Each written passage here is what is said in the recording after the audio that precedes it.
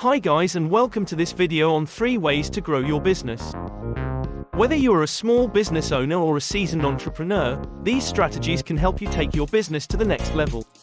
But before we dive in, please subscribe to this channel, hit the like button, and smash that notification icon. Number 1. Diversify your products or services. One way to grow your business is by diversifying your products or services. Consider expanding your product line or adding new services that complement your existing offerings.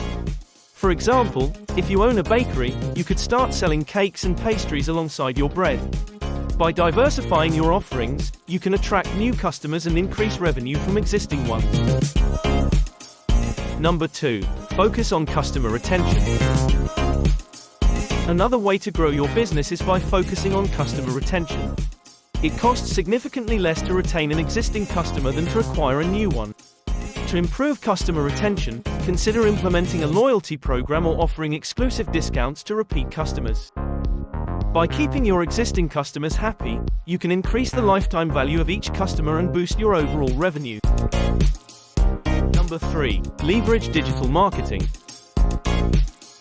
Finally, leveraging digital marketing is a powerful way to grow your business in today's digital age.